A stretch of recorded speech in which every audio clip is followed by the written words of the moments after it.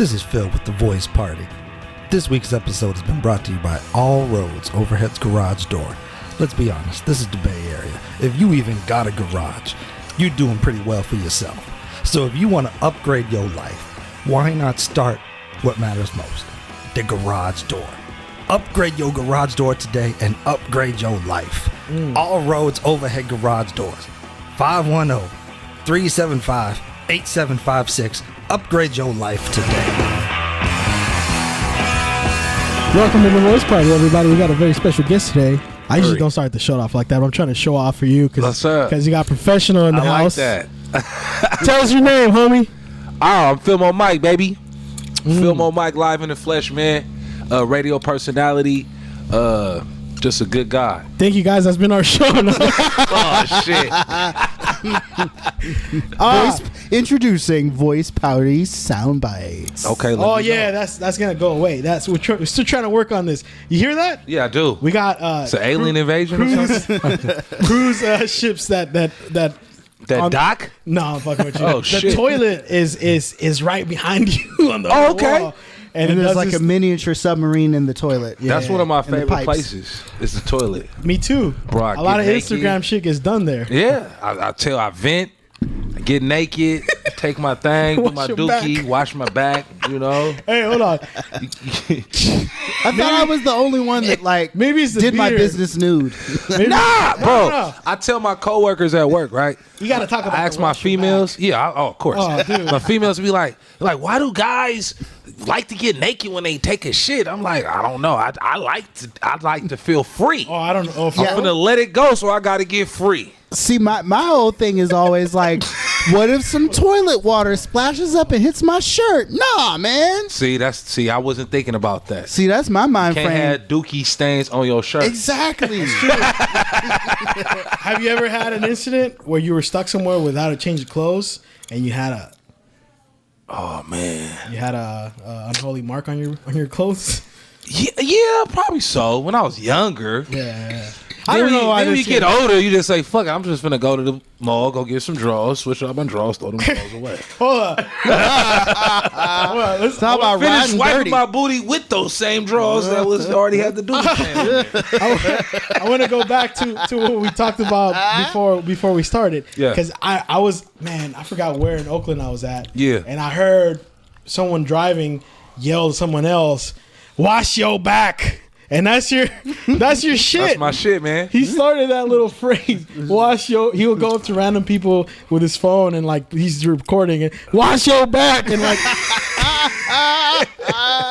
You kind of like wash your back. This is when wash your back started. I started off at Camille, right? Okay. Yep. And so when I would do the interviews with the callers, "Hey, it's 106 Camille, you won some tickets." "Oh, thank you, I won the tickets. Woo. Tell them the #1 station in the Bay Area, right? That would be me. And they'll say, "It's 106 Camille." And I say, and I'm editing their call. So they don't hear, they don't have a chance to respond. So it's tell them to go on #1 station in the Bay. "Oh, it's 106 Camille. Yeah, make sure you wash your back." And I would just cut it off and go to commercials. So motherfuckers thought that was hella funny. Sana G hit me. She was like, "That's funny. That shoot. Keep that." So I kind of resurrected it on my Instagram 4-5 years later when I was out of radio, and I would just go up to motherfuckers and be like, "Hey, how you doing today? Yeah, you all right? Make sure you wash that back." Or I go in the Popeyes, right? I'll be like, "Y'all motherfuckers can't be in Popeyes if you ain't wash your back. Go and wash your back. Get your ass out of line. Go home and go wash your back." And it's kind of, it's kind of Now- goofy. Obnoxious, goofy. When I'm in the shower and I'm about to wash my back, I think I gotta hit a mic more often. I gotta have him on the podcast. Man, we gotta have you do a blurb. it's a for a minute, I reminder. thought you were gonna say I need y'all to remember. For a minute, I thought you were saying I gotta have him in the shower with me. I know, right? Easy. Easy. This is it's a PG-rated show. Sometimes you can't reach. You need help. That's what I tell them. If you can't do it, if your Call arms Mike. is too short, tell your girlfriend or boyfriend to hook it up and wash your back. And if you can't hit up Mike, Get a tree branch and put some sponges on the end of that sucker. Man, make it happen. Hey, so what's up? Where you at now? Where do people tune in to listen to you now? Well, so I'm not. You were on KMEL. I was on KMEL, KBLX. I was at KPOO for a second. Not even. I shouldn't even have mentioned KPOO. So I was on KMEL, KBLX, and now I'm at 95.7 The Game. I'm like a producer, and I'm trying to talk on air about sports, and it's just sports talk radio, me talking shit. So I was telling you earlier, like I want to just develop more of me, so that when I finally do break and get on air, right, I'm in my total comfort zone. You know what I'm saying? Sometimes, a lot of times, like with rappers, they're trying to find themselves. Like I don't want to have that hit and I haven't found myself yet. You know what I'm saying? I want to know how I should sound, how to react, just comfortable in my skin. You're trying to get comfortable with what you put out there. Exactly. Exactly. And that's, you know what? I mean, like I was just telling you, we started this in August, and I'm still like the first couple interviews, like, hi. Right. I was holding the mic with two hands. Like sweating, we're in my own fucking house and I'm sweating. Trying to figure out super nervous, don't know, like, oh man, this is gonna be out there in the amoeba, like in the internet, in the interwebs forever, right? So I gotta get this shit right, but I also want to be organic, so I don't have to fake it every time I come on.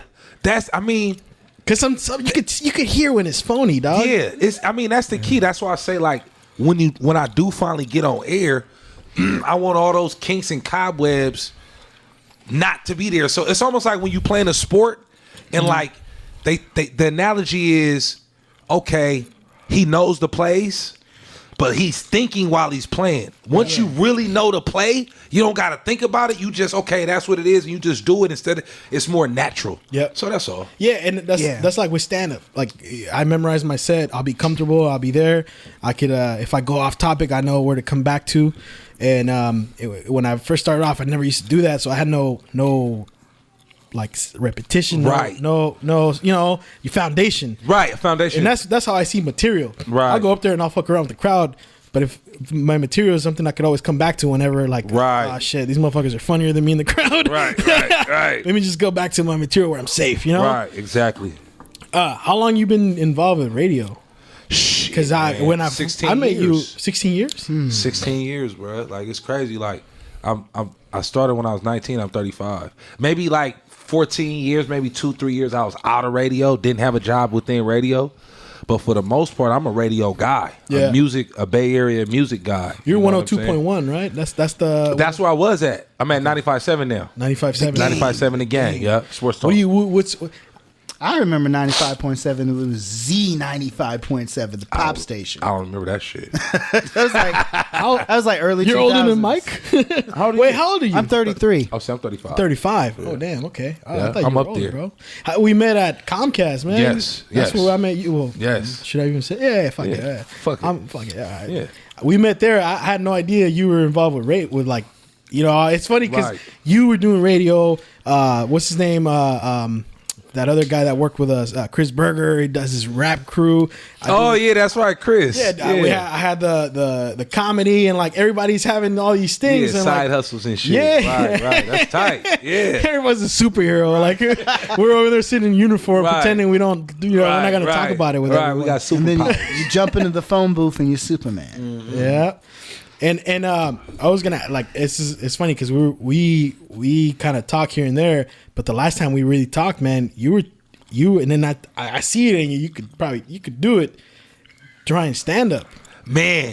I would love to try stand up. Like, I don't want to get up there and embarrass nobody. We're all embarrassed. That's what I'm saying. Like, I don't want to, like, you feel me, embarrass the ghost of Richard Pryor or nothing like that and try to do stand up and shit. But I'm pretty sure he fucked up too. Yeah. So you know what I'm saying? Oh, yeah. So I'm saying, you know, everybody, you got to crawl before you walk. Yeah. Mm-hmm. So you know what I'm saying? Like, with my comedy shit, I kind of use my Instagram to kind of like to gauge it. To see what's funny, what can I say, what can I talk about?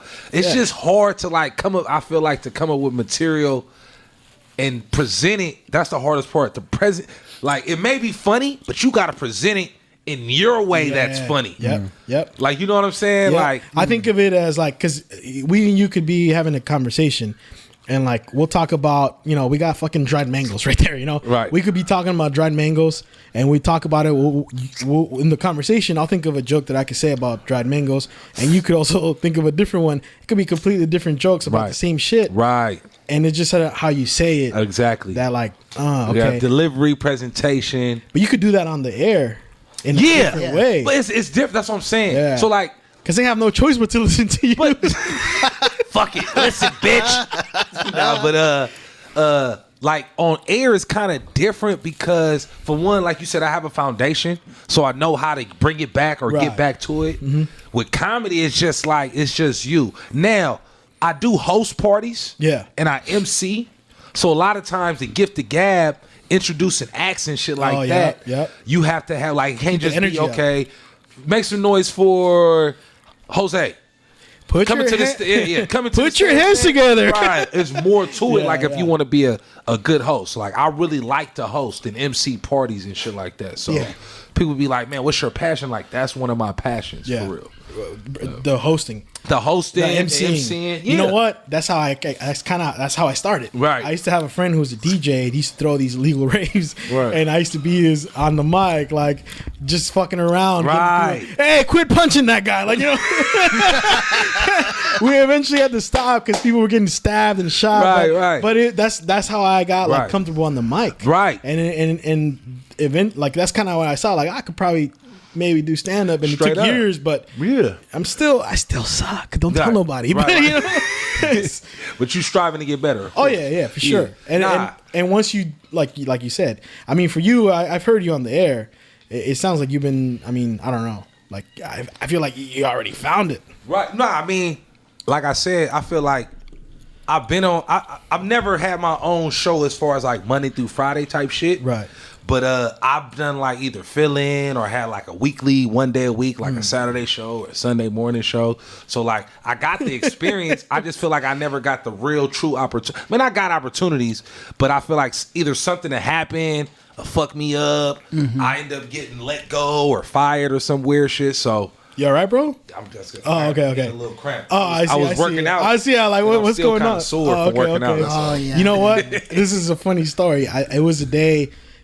You were supposed to work an event with me and Asante. Remember Asante? Yeah. And I'm still cool with Asante. Oh yeah, we were driving back to the office, and I think you were supposed to be there that day, and like a couple other people flaked, and we were driving. And it was like, hey, Mike didn't come in today. And then we turn on the radio and we hear you talk. Oh, it's on radio? That's classic. I love it. Oh, that's why he called in sick, motherfucker. Right. Hell yeah. That's tight. That's what you call in sick, bro. Yeah. Man, I tell my bosses all the time, like, man, I never get sick. Yeah. Then you can't use that when you be like, oh, boss, I'm sick. You feel me? Like, man, I have a great immune system. Then you be like, nigga, why are you calling in sick 2 days Except a week? with alcohol. I thought you was immune system was killing.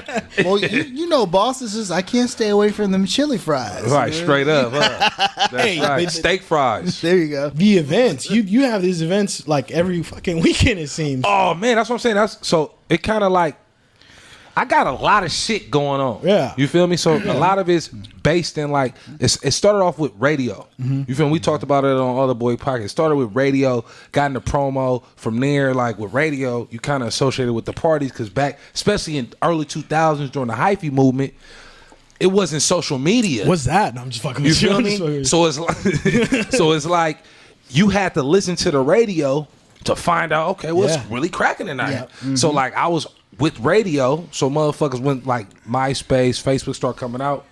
I started like promote my shit on MySpace and Facebook as far as the parties and shit. So I throw parties, but like I said before, my passion is really with it's with talking on the mic. Yeah. As far as when I'm in a party scene. But I throw parties from now and then at Origin. It be big lit. Yeah, real urban party is be lit, fancy, man. The fancy flyers, man. Man, you gotta come out. You gotta come out, man. I'm telling you, bro. Like we really party. Like a lot of times, parties now is cool. You know, you sipping, you mingling, you talking. Yeah. We fucking people dancing. You feel me? You gonna end up booty gonna be in your face. You know what I'm saying? Bitches gonna be twerking in front of you. All the shit, bro. You gotta come out. Sold. We'll do a voice party field trip. Huh? Yep. Yeah. Voice party field trip and review.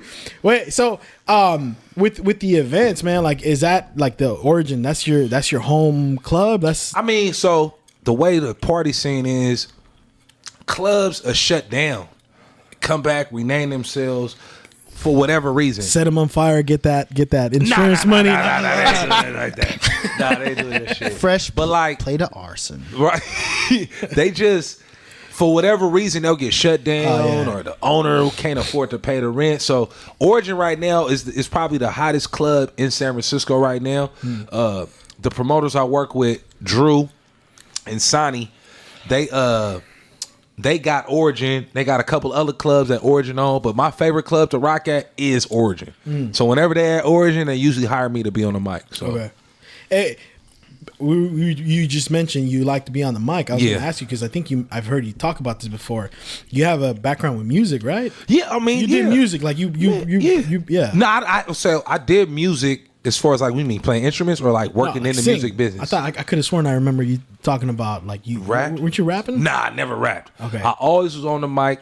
I always loved to be on the mic. Okay. People sometimes associated me with being a DJ because I would be talking on the air, and they sometimes think DJs do that type of shit. And I talked on the mic, and I knew how to DJ, but I really don't. I'm not a great DJ. Yeah. I could spin, but I'm not finna go DJ a motherfucking party. Okay. I'm the nigga on the mic. You're the host. For sure. I'm the host, the MC, setting the whole tone, setting the vibe for the party. Because to me, that's very important.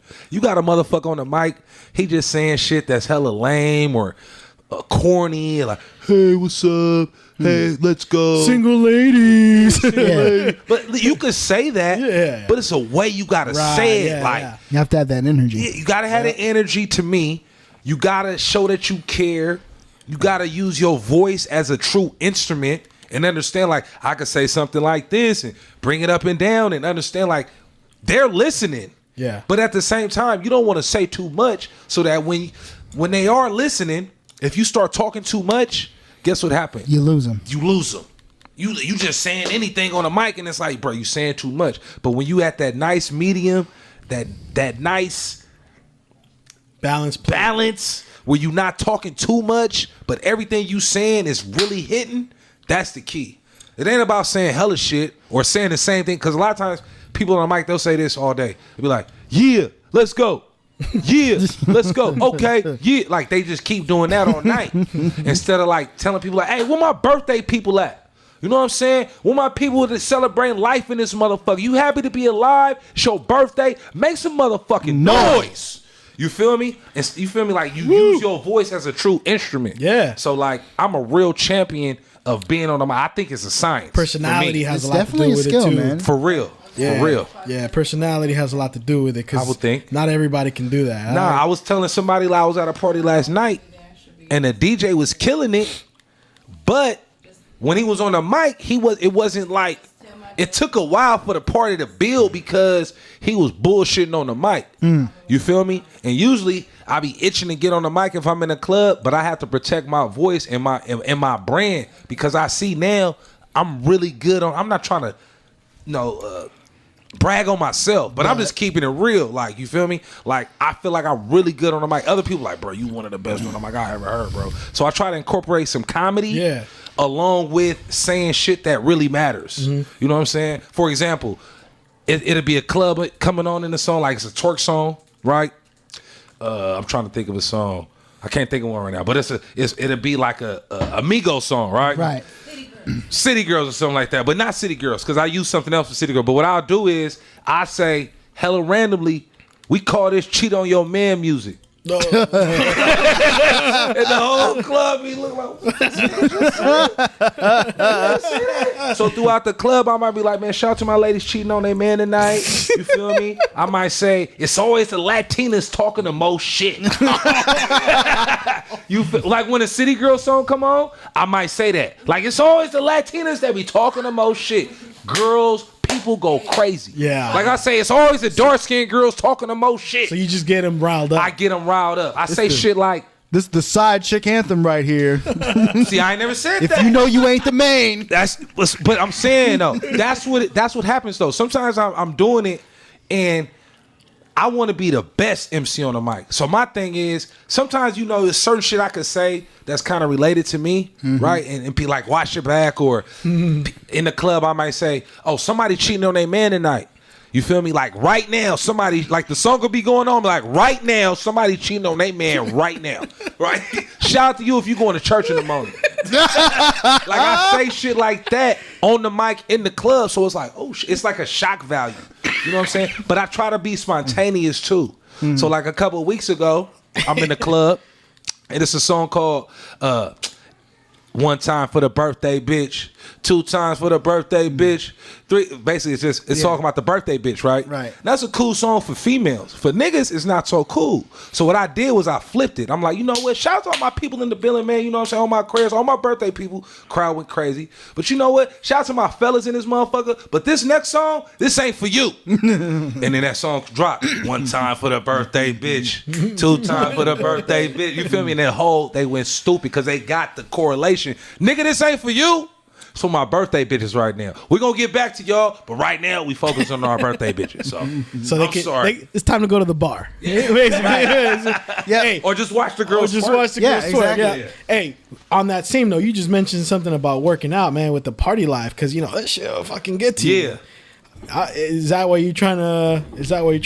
Find that balance? Nah, I mean, I've always been. I'm gonna keep it real. I drink a lot more now than when I was younger. Like when I first got in, I didn't want to drink. You know what I mean? Like alcohol was nasty to me. Type shit. Yeah. You know what it is, though, right? In my opinion, is the older you get, life kind of sucks more sometimes. So it's I'm just fucking with you. I mean, you got but it can. You need your medicine. I mean, you kind of see life heavier. You kind of see life. Yeah. I struggle with this a lot of times. Sometimes a motherfucker know too much and it hurts you. Yeah. Whereas when you young and dumb, you just go for it and then you fuck around. And I still got the rest of my life. Exactly. Like you got that mentality. You got that mentality. But sometimes when you know something and you're aware of it, it's like, well, you're too calculated instead of just doing this shit. Like I'm halfway in this shit, dog. Right. It's like, oh fuck, now what? Yeah. Exactly. Give me that bottle. When exactly. You become more conscious of shit. Whereas when you're younger, you young and you feel dumb, it in your body. You just fuck it, just go. Yeah. So like I struggle with that. Sometimes I'm like, man, I need to just be like the 20-year-old Filmore Mike, where you didn't give a fuck what nobody thought, what nobody said, nobody knew you. Who gives a fuck? Yep. You feel me? Yep. Instead of the Filmore Mike now, where okay, you do got this, you do got that. Okay, man, you got to come at it. You feel me? Like I'm thinking too much sometimes. That's one thing that I struggle with. Have you ever hosted a mixtape? Yeah. Who have you hosted for? Oh man. Shit, 40 Keys, my partner Rome. I just did somebody mixtape. He hit me on Instagram. Please forgive me, I forgot my guy's name. But I host mixtapes. Yeah. Did you ever do some work for Done Deal Entertainment? Yeah, I used to work with Done Deal. Did you ever host for your boy? Yeah, I think guy. I that. I was like, it all comes around. I want to say, I did his first mixtape. I want to say that's the one. 16s with me was on his first one. I have that one. Wow, that's crazy. Like when I was in high school, I bought that one. That was my jam. And like, you're gonna think this is funny, maybe, but there was some debate amongst my fellow high school students as to what 16s with me meant. Okay. Because none of us knew at the time that he was referring to 16 bar count. Yeah. They're like, well, there's no gun in it. That holds 16 bullets in it. Your boy. I always liked your boy. To me, he was like the Bay Area Cassidy, because he had all the punchlines and shit. He was my guy. You know, I'm gonna shout him out. That's my guy. I still fuck with your boy to this day. So Done Deal, he talking about Done Deal. I worked with Camille. I started working with promo companies. Promo company out here got a name of it's called M1 Promo. So they were based in Richmond by Hilltop by the name of John Costin and Rob Reyes. So they kind of what promotions was you'll have all these labels, and the labels need point persons in LA, in Chicago, in San Francisco Bay Area, in whatever market they're in, right?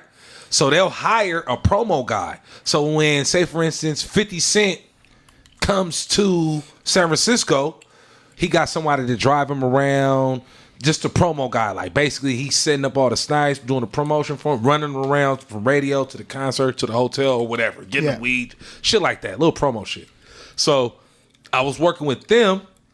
From there, I started working with Done Deal A&T, the Dream Come True from San Francisco, Filmore, California. Got to work with San Quinn, your boy, Bailey, Big Rich. Like, time of a lifetime. Like, I was basically Quinn's, like, road manager for, like, 2-3 years. I was also his hype man. So, like, I would, like, he'll come out and I introduce Quinn. When I say Sin, y'all say Quinn. Like, I would try to, like, get him to slow down his performance. Because Quinn's a great performer, but he's speed. Like, it's like he's in a rush. I'm like, bruh. They're here to see you. Talk to your fans. Yeah. Like, you feel me? That's what I think I put to Quinn. Like, I'm like, bro, we need some more showmanship. So when I was his hype man, I would slow shit down before Hell Yeah would come on. I'll be like, do the ladies run this motherfucker? Hell yeah. Little shit like that. So, you know what I'm saying? Just to make it more of a party and a festive atmosphere for my nigga Quinn. But yeah, I started with Done Deal as far as working with artists and shit like that. They gave me my foot in the door. Yeah, I'm gonna be real. Like Done Deal, like everybody you just mentioned in that camp of the Bay Area. I'm kind of an oddball, especially when I was in high school. I was an oddball. I was a huge Rockefeller East Coast kind of guy. I like my punchlines. Right. I like my storytelling. I love Talib Kweli. I love Talib. So Done Deal was like my favorite group of Bay Area rappers because I'm like, these guys are really spitting. Right, they can rap. They can really rap. You know, they weren't on that whole, much respect to like guys like Mr. Fab, who I didn't really fully understand it until I had a conversation with the man. But I was that whole hyphy and silly and ride the yellow bus. That wasn't my right. My I feel it. You mentioned that too. Like when you first heard like some of the hyphy, like from Vallejo and stuff, they weren't really feeling it in the city, right? Well, yeah, it was crazy. I'm not gonna say that they wasn't feeling it, but it was definitely a difference. Yeah. Like in San Francisco, in my opinion, a lot of our raps, and I don't know, maybe because it's San Francisco and we want to appear like, San Francisco is associated with gay people. Mm-hmm. So a lot of times it's not like a small, like we don't look at gay people like, ugh, gay people. But like, San Quinn said a line back in the day. He said, I'm from the city where the gays get more justice than blacks. You feel me? Damn. Basically, he was saying like gay people get more rights than black people. Right. So it's like, I don't think he was trying to say that to diss them, but he was just keeping it the reality of it. So like when you from San Francisco, I think instead of Oakland is known for hard. Yeah, they already hard as fuck. Frisco. Some people don't even know black people in Frisco. Yeah. When I was born, San Francisco was 1 in 4 black. Imagine in San Francisco, you walk in and say every 4th person you see is a black person. Yep. You don't see that shit no more. Yep. So it's like Quinn highlighted that, you feel me, on that lyric. What the fuck was I saying? I just lost my train of thought. You were talking about the black population in San Francisco, 1 in every 4. 1 in every 4. And how you, I think that's about as far back as he could take you. Because I think you were court. Huh? Oh yeah, the rights. Yeah. The rights. So yeah. So I was just waiting for you to figure it out. For sure. Good luck. Nah, so the right with the gays, so blacks or rappers feel like they gotta like show, like you gotta hear the reality rap a little bit more. We're not gonna be as playful with the raps, right? Because I think it's more so we're trying to prove something. Yep. Subconsciously, you know what I'm saying? Because this side of the town doesn't get shown, basically. Right, exactly. Right, so that exactly what we're trying to do, Jack. Yeah. That's exactly. Yep. Thank you for that. But yeah, man. I mean, like you were saying, to your point, San Francisco rappers, they did kind of like associate with East Coast or New York. Mm-hmm. And I don't know why when my New York niggas come out here to San Francisco, they be like, bro, this remind me of New York. Yep. I'm like, it's smaller, but I see what they saying. So I don't know if there's any correlation to that. I mean, I think when you're in a big city like that I don't know. I think it's something about that metropolitan atmosphere just breeds a certain culture and a certain verboseness out of its artists. Yeah, I could see that. I could definitely see that. And then you got some roots here in Richmond. Oh yeah, man. I love Richmond. You've been in Oakland longer than you were in Filmore now, right? Damn. No. Call you Oakland Mike. No, almost. Damn near, because I've been in Oakland. Shit, man. I've been in Oakland for a while. You were Richmond High, right? I graduated Richmond High. My senior year, I went to Richmond. Yeah. I was from Filmore, like I said. Yep. My senior year, my family moved to Richmond. Yep. 215 Ruby Avenue in North Richmond. Damn, you were in North. I was in North Richmond. They don't call it North. It's North. Like a Nerf football with an A. That shit was crazy. I went to Richmond High. Wait, what year was that? 02. 02. Damn, that's kind of when it was like the Wild West. It was crazy back then. Yeah. My mom actually went to church in Richmond though. Okay. So I kind of had I knew a couple people in Richmond. Yeah. Had been to Richmond more than any of my friends. Like we was going to Richmond. We went to church there. Yep. Since I was like 6 years old. Oh, okay. So by the time I was 17, we moved to Richmond, and the church was like 5 minutes from my house instead of being 30, 35 minutes, 40 minutes. So I got a lot of love for Richmond, blood. Like a lot of love. I went to CC for a year or two. Then I moved back to Filmore. Then I moved to Oakland. I was in Filmore for about 3 years. Then I moved to Oakland. It sucks that a lot of people. It's expensive as fuck over there now. You know, like it's changing. Stupid, bro. It's changing. It's stupid as fuck. Yeah. It's like, why would a motherfucker pay that much rent just to say I'm living in San Francisco?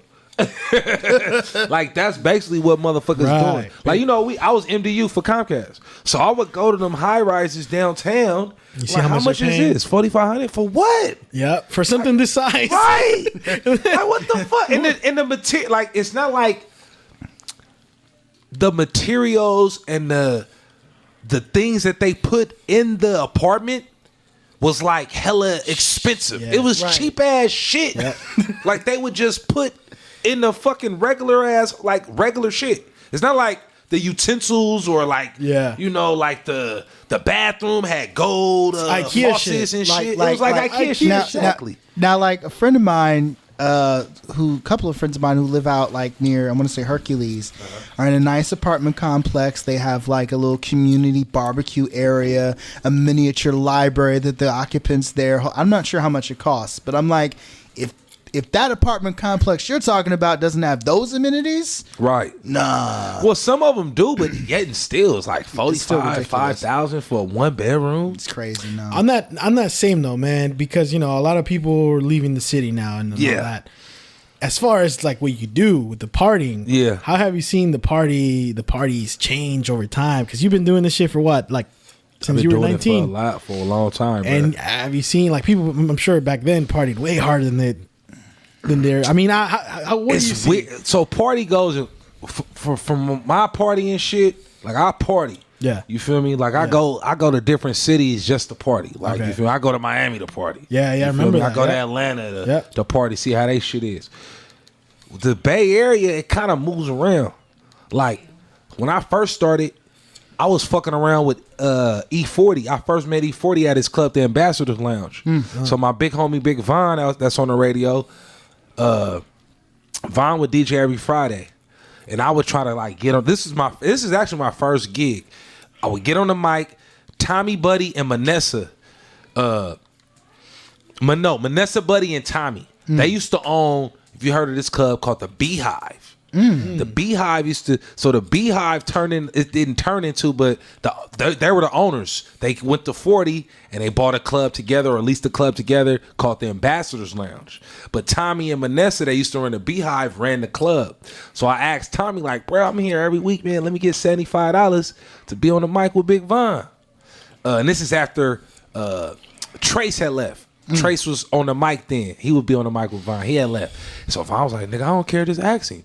I asked him, got my first gig. So I would drive my car, 69 Skylark that I got from my uncle, all the way down to San Jose every Friday night on my first gig. So that was the hot club then. And then a couple of years later, and I'm talking like Ambassador's Lounge hold 1,000. Damn. And that's the thing, like the difference between the South and the Bay or in Cali, we don't have them $2,000, $3,000 or 3,000 persons venues that's just gonna fill up people that just want to hear rap music. Yeah, like in the South, it's a lot more urban people. It's a lot more black people. So like you can have middle of nowhere, right? And the party would be cracking because it's 3,000 people that go to the club. It's just like that. Out here, it kind of changes. So like the scenes have changed. Like I remember when Arsimonas in Oakland was hot. Yeah. You had Arsimonas, you had Zazoos, you had the Oak Tree, Mingles, all in the town, all smacking. The Air Lounge, all smack. So it kind of like goes in waves and circles. But do you think it's because of the price changes that are going on, or is it just it's always been like that? It's always been like that here in the Bay. I can't say it's always been like that. I just think that because like with people like moves change. Like hyphy was intense, extreme. Yeah. Yes, and then for a second, we kind of got like to this weird ass vibe where, okay, we don't really want to party too hard. You know what I mean? Like that's around the time when Irk the Jerk came out, right? Exactly. We don't want to party too hard. You know what I'm saying? And we love Bay music, but we don't want to do too much. And then it got super cool. Like motherfucker. Okay, then it came a spot where everybody had to buy a bottle. Like this was probably like 2 years ago, 3 years ago. Everybody got to have a bottle. The VIP floor. Everybody in VIP. Hardly nobody on the dance floor. The parties I throw now, or that we try to cultivate, is ones where we just partying, blood. Like everybody having a good time. I'm on the mic talking shit. The DJ going in. Everyone's dancing. You don't have to dance, but everybody dancing for the most part. You know what I'm saying? It's not like I go to those parties now. Motherfuckers don't be dancing like that. Like I be like, where y'all don't be nobody move. Like y'all have no rhythm. Like nobody. Y'all not hear this music? Exactly. So it's like I don't be knowing what the fuck going on, but I know we party hard. You know what I'm saying? I'm proud of that. Real talk. Yeah. I mean, there's nothing like having fun and fostering that kind of environment, you know? Yeah, definitely. You're catering to a whole new generation. Like a lot of these I trip off that too. I trip off that too. Because, like I said, when I'm on the mic, 4 or 5 years ago, when I would say, "Where my '80s babies at?" I get a loud reaction. Yeah. But because as I realized I'm getting older, like a lot of my friends, they be like, "Bro, you still partying?" I'm like, bro, I like to do this. What I like to do. Right. You know what I'm saying? Like, it's just what I like to do.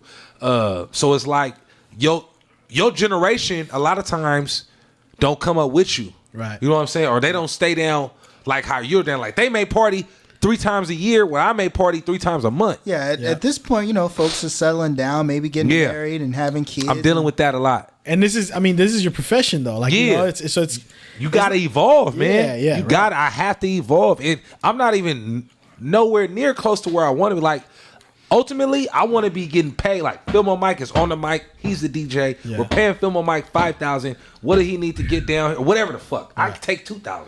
Yeah. Fly me down there. Give me a room. Let's go. Let's rock.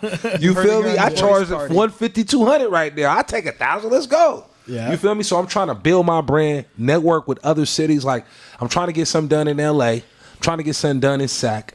I'm also working on like doing a Bay Area road show. Like the Bay Area, like basically it's the Bay Area party experience. Yeah. So I want to like bring what I do and the party element that I bring and we bring to a different city. Like go to Chicago. You feel me? They have these parties called R&B only parties, and it's like a traveling show. Yeah. So like it's a dude on the mic, it's a guy DJing, and I think they switch off. But I'm just gonna be on the mic for mine. But he go around different cities and just do R&B shows, R&B only. You feel me? So I want to do that like for the Bay Area shit on some, you know, like on some the Bay Area club experience. But I gotta come up with a better name than that. But that's one of my goals I want to do. Now I hear there's like Jack London Square has sort of an event going on called the 90s Experience. Is that like a pop-up that moves around, or is it something that's like permanently just going to be in the Bay? I don't know too much about it. Like I haven't been, but it seems like it's like one of those experiences where they had a 90s Experience. They also have like Hootopia with the Chase Center. Mm-hmm. They also had, I think, was that a bubblegum pop-up that was in the Bay Area like 2 years ago? Mm-hmm. They had a candy one or something like that. They had like a bounce house for adults, or right? Yeah. So it's one of those traveling things. It is, but mine is going to be based around parties and clubbing. So I need to get I want to get some dancers from the Bay, get them out there, like some regular dancers, like people that's going to be in not like go-go dancers. I can use them, but like people that's gonna get other people involved in the party, get the party cracking. You feel me? Like let's bro, go out there, fuck with that bitch. Yeah, fuck with her. You feel me? Because when you see someone else partying and having a good time, it loosens you up automatically. Oh yeah. Because like, man, he ain't tripping. Why am I tripping? I'm hella stiff right now. You know what I mean? Make you just want to party. We were talking real talk. I had to take a piss. Sorry about that. You got the dookie, huh? No. I came back fast. He came back fast and he has all his clothes on. That's how girls do. What? That's girls dookie like that. Oh, really? Bruh. They don't even... This one girl told me, she was like, yeah, why do y'all sit on... This is the same girl I was talking to about why I take off my clothes. She's like, yeah, and then why do y'all be on the toilet for 45, 30 minutes? And Wilty was like, well, me, when I go, I wait till the last second till it has to come out, and I run in there and do my thing, and I come right back out. I'm like, hey, he was in the bathroom 2 minutes. I mean, did you even wipe one? Right, exactly. That's what my dog does. Just kind of like looking and exactly. That's exactly. Some of us like to be clean when we leave. Right. Good Lord. Am I lying? Yeah. Y'all be dookieing quick though. Because that's my dog poops. Man, my ex used to like knock on the bathroom door and be like, "Are you okay in there?" Yeah. My dog's scratching on the door, like, "Come on, man, come on, let me out." And then, boom, 2 seconds, 3 seconds, making eye contact with me the whole time. Wash your back. Wash your back, people. Nah, but get a bidet. Before I got up, you were talking about the traveling party experience. Oh yeah, is that included? It's not. It's not yet. That's not yet. Oh, yeah, of course. I mean, basically, because that hyphy movement has been everywhere, though, right? I mean, it touched most cities, in the Bay. Yeah, I mean, it started in the Bay, but I go to different places, and even though them places have more people in there, they don't party like us, blood. Right. Like we really fucking party. What is it about us that separates us, though? Like, cause you know that, like, as far as that, I think it's a combination of we dance. You got a lot of different shit going on in the Bay Area party. That's like true. You got pimps in that motherfucker. You got motherfuckers losers. You got winners, engineers in there. It's a lot of shit going on. Like you got a lot of different levels in a club, and for whatever reason, that gumbo, when it's stirred properly and marinates, it marinates and it just get lit, man. Yeah. It just get popping. Like we like to party, we like to dance. That's I true. don't know. I can't really tell you, but I know that the DJs that I rock with, and we really try to create like a movie in the motherfucking club. Like real like talk. Scarface. Like we really want people to have a good time genuinely. Yeah. So like, you think that just comes from the hustle and everybody out here because it's fucking expensive and you gotta bring asses to your seats or bring people. Like it's just the experience. You gotta just fucking we're out here making Star Wars and shit. You know? Right. Yeah. I feel you. I mean, I think. It's so many factors. It's like, it's so many reasons. People like to party out here. The hippies were from out here. Yeah. They were partiers. Oh yeah. We like drugs in this out here. It's a lot of shit. You know what I'm saying? It's a lot of beautiful people in the Bay. Yeah. Like you go to other, like people say, well, LA is lit. When I go to LA, my niggas be like, bro, Bay got hella bitches, and I'm like, well, I think y'all got more chicks. You feel me? So it's like to each his own type of shit. The grass is always greener on the other side. Straight up. So, I mean, man, it's a lot of facts. We got great DJs. Yeah. Like, the Bay Area has awesome DJs. We never, like, we play our music, but we also play people from the South. Yep. People from LA. People from New York. You feel me? Wherever the fuck they from. If it's hot, Bay Area DJ, for the most part, gonna play. And then, the consumers, like, we're very local, but we're open to other sounds. Mm-hmm. So that helps a DJ. Like if you go, when you go to certain places, you could tell like, man, I can't really play a Bay Area. I can't play Blow the Whistle right now. You know what I'm saying? In the Bay, we're open to it. Yeah. You feel me? I'm not gonna lie. When I was like back in 2006, I want to say it was 2006. I took a vacation down to my old hometown. When I was in elementary school, I grew up in Arkansas, a small town called Monticello. Okay. And they were throwing a block party. And I was like, oh, so I went up to the DJ, and I passed him like a mix CD I had, and it was a Messy Marv song. It was like a big remix. It was oh gosh, how did it go? It had like everybody named Mama on it. Okay. But anyway, that record was playing. It was Get On My Hype. Get On My Hype. You remember Get On My Hype? And they had just gotten done playing Shoulder Lean. So I was like, play Get On My Hype. Get On My Hype plays. People acted like they didn't know what to do with it. Right. And I was like, come on, hey. No. Right. Oh, well. Right. I've seen. So I see what you're saying. Right. I went to. I mean, this is not that far, but I went to SAC. I forgot the name of this club. And they played the Thizzle Dance. Right. And it looked weird. For real? They weren't doing it like out here, you know? It just, Right. It's like SAC usually represent for Mac Dre. oh yeah. They usually maybe it was a lady party. It was an off night. Well, off night, yeah. Maybe the shrooms were kicking in. Man, my homie Isaac was living in Sac for a while. He was like, man, you know that there's so many different. I mean, much like the Bay, it's sprinkled with different ethnicities. But he's like, he would go to clubs predominantly populated by white folks, and he was like, you know what I noticed? They will dance to records that we wouldn't really dance to. Like people were dancing to "Oh Boy" by Cameron and Joel Santana. You cannot dance to "Oh Boy," and I like that song. Right, I love that you know song, what I mean? but you cannot dance to it. But these people were over there. It's just like a jamming, head "Oh, nod. It's like a boy." head nod type of song, right? You cannot. He was like, "That's the record you play near the end of the night when you're trying to get people to go off and get some drinks during the last call." Seriously. But people were really in there like jamming to Jesus Walks, and I was like, "That's funny." You know, my partying days kind of ended when, because like I told you, I did used to do. I was You did shrooms. No. You I was an MC for this You DJ did coke. friend of mine. Well, yeah, I mean, who did it? No, Me, motherfucker.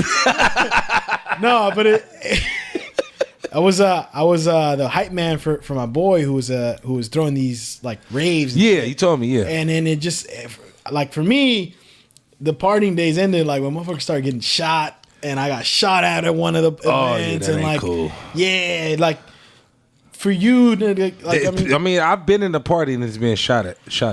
That for me kind of like it didn't kill it. I still cool. do it. It's not cool. I mean, the older I get, Yeah, like it would probably fuck with me more. these The young first time it motherfuckers happened, crazy. we were in the club.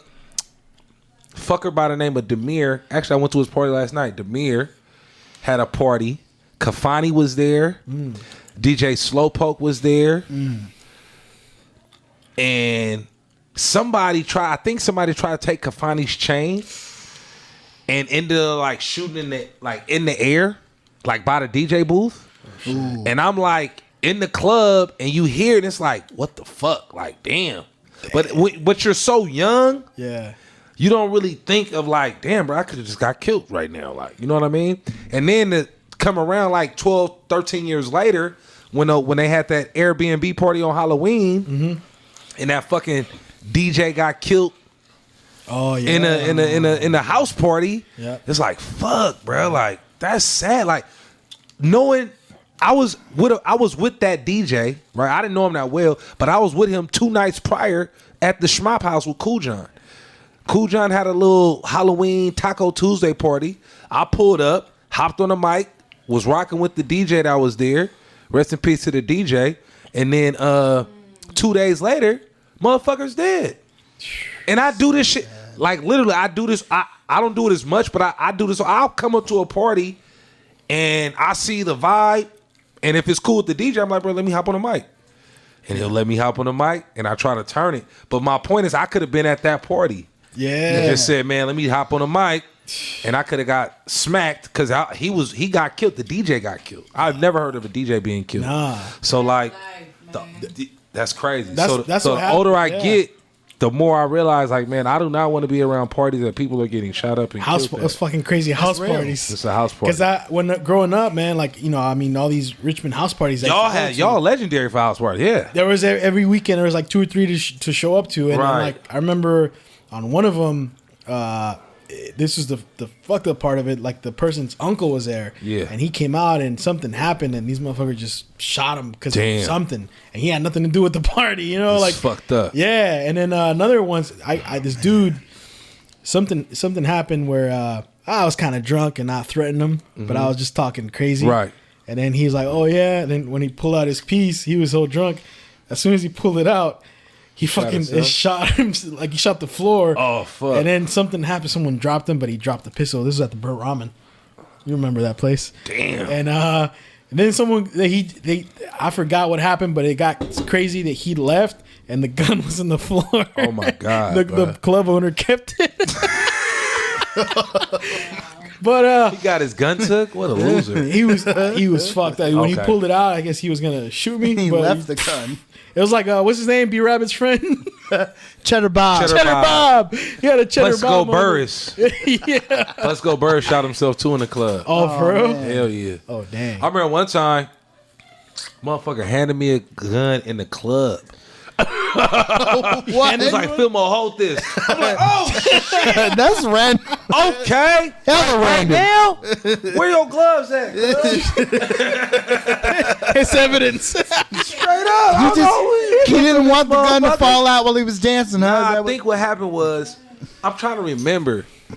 I don't know why I held this motherfucker's gun. Peer pressure. Nah, it wasn't no peer Nah, I'm pressure. fucking It was with just you. like, here, bro, hold this real quick. One of them, like, I'm like, oh, what, man? He didn't even look. He's Right, like, Like, what? oh, He seen the police coming in and he was like, yo. right. Here, And I go hold check this, you. bro. Right. why is it so heavy? Actually, it was one of them type of situations. It was one of them security situations where, okay, you Filmore Mike, you probably won't get checked. Sure enough, they didn't check me.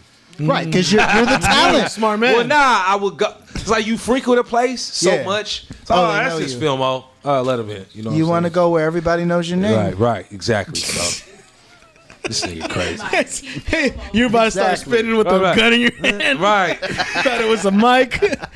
like for sure. Oh, Oh shit! Even the DJ's packing over here, son. Even the host. right. Hey, you know what? I mean, up? you've been in the I don't even want to get you to compare, but I mean, I'm sure now you got as much love for the East Bay as you do for the Filmore. Well, I mean, your home is your home. That's true. I love San Francisco. Yeah. I just, it's just a lot of shit that I don't agree with or like about it because of like people make decisions and they don't actually like. I'm not saying that they don't live there, but they don't live. For example, real quick, like it's a lot of bike lanes popping up, and I say this all the time, like. Another bike lane, like they killing my city one bike lane at a time. I say that all the time because like you create a bike lane, and it could have been a two-way highway or a two-way street, and now because you created that one bike lane, it's only one street, so the whole traffic get backed up and polluting the shit more. Exactly from a certain point to another point. So it's like fuck, like you helping out 7 bicyclists with this 45 cars that's trying to get to the East Bay right now. Yeah. So like I love my city. But I have a lot of love and respect. When I moved to Oakland in the East Bay, it forced me to look at it and say, okay, well, it is some good out here. Because before, I was stereotype Oakland. I was stereotype the East Bay. Yeah. Not too bad, but I'm like, well, it's just hood and shit over there. But you know, it ain't like that in every part of It's crazy Oakland because or Richmond or wherever. Even like Oakland people were in like in the worst part of the hood. Like, oh, I don't go to Richmond. Right.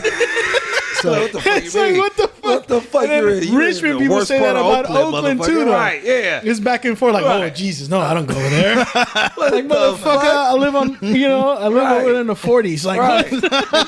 Oscar the Grouch right now, my nigga. Fuck you tripping on. Everybody's favorite homeless. Right. character. Exactly. Now let me ask you. I just said something I keyed in on. You said, I love my home. Let me just. I'm gonna just say this real quick because you just said something. That, what would you rather be homeless at? The city or the East Bay? Ooh. Because you brought up That's the a Oscar great the question. Grouch. You know why that's a great question? Because San Francisco is going to give you a lot more social That's true. programs, but the weather is better in the East Bay.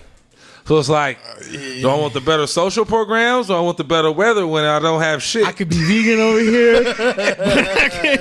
I don't have to wear a shirt all the time. All right, man. That's feel what I'm saying? my bad. I didn't mean to with my stupid question. No, so you said you loved your city, and I keyed in on that, and that reminded me.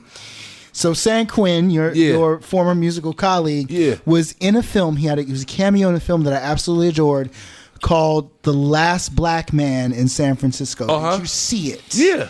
And how did you? So, what did you think of the film? Did you feel like it represented SF fairly accurately? I think the metaphoric tones did.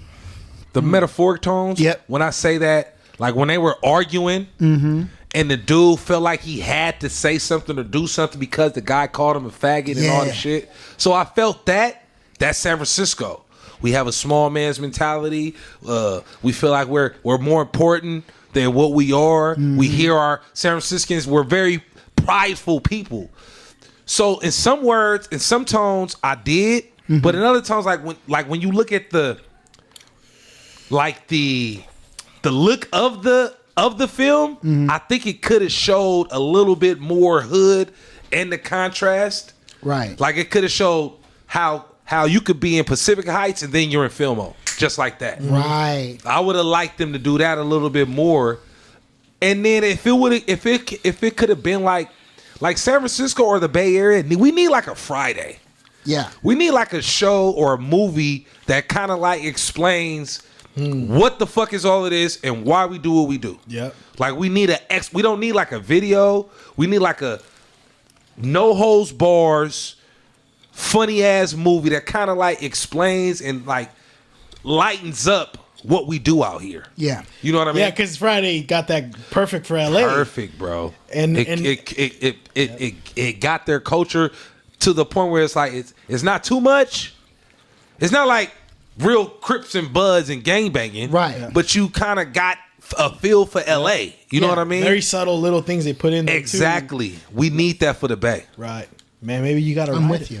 Maybe you need to ride it. Maybe you could ride it. I mean, I could write the San Francisco part. Yeah. There you go. Or if you move it to the East Bay, I got you. Oh yeah, for sure. Like, there's been a surge in independent Bay Area films. Yeah. Kicks. time. Did you say Kicks? I ain't seen Kicks. I seen Kicks is dope. What's the one where the motherfucker it was in the Bay and he turned into like a horse or some shit. Sorry to bother you. Sorry to That Oh, was the bother great. was tight. And that was good. That was produced by the guy Leandro. from The Coup, right? Yeah. Yeah. Yeah. I love that Yup. film. That's that dude that looks like young Dave Chappelle. What's his name? I can't think of. But I know, yeah, that was a lot of San Leandro shit was in that movie. In that the movie, city, yeah, yep. exactly. And then I wanted to see the other one that came out about the dude, and he had the gun. And I started watching it, but I didn't finish it. Had the gun.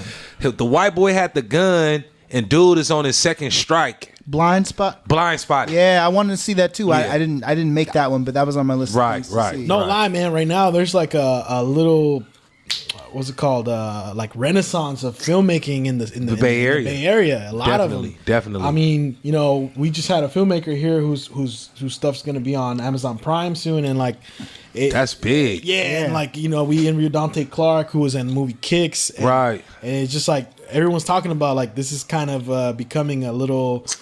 A Bay Area, A renaissance. yeah, Exactly what for you film, said. for film. What I would like Who to needs see Hollywood? more. I can see you as a We got actor, bro. Baywood right I would here. love to. I love to act, bro.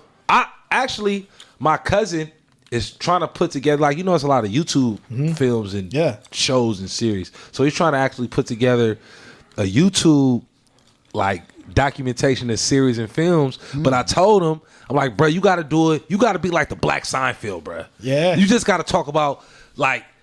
You could do a whole episode, bro, about going to the laundromat, only having $23 to do your laundry. And you go in there, do you want to go to this laundromat? Or it's more expensive and your clothes ain't gonna get stolen and all the bad bitches is at, you feel me, cleaning their clothes and shit. Or you want to go to the broke one where you can get more clothes done, but somebody might steal your clothes. You might go in there, crackhead might walk out with your whole fit that you was finna wear for the day. You feel me? Like, I'm like, bro, you gotta do like random shit about that everybody go through, because that's what Seinfeld's so good. Like, Yeah, it's you know what it's I a mean? big show It about was nothing. every day. Exactly. You know what you could do? An episode. Oh yeah, knocking down the scooters. That'd be lit. An episode on the whole movement of knocking down the that'd be scooters. lit, bruh. This is the thing. Filmore, can I talk about that? Yeah, talk it's about the thing. He started, and I seen people post it like, I don't think I started it because I Okay. seen it was bigger, Okay. but I didn't like. I You thought know of it. I just start kicking them line scooters down. Like, this shit is represents gentrification. gentrification. Fuck this shit. I start kicking that shit down, And it kind of like caught on, like motherfuckers be sending me, they'll do it.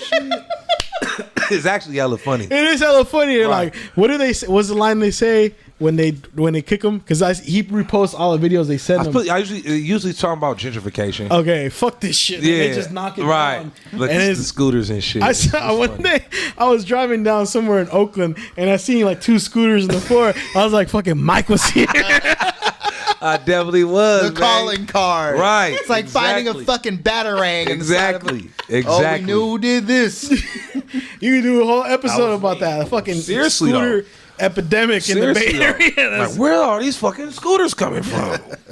And at the end of the motherfucker, hop on one. Like, I gotta get home.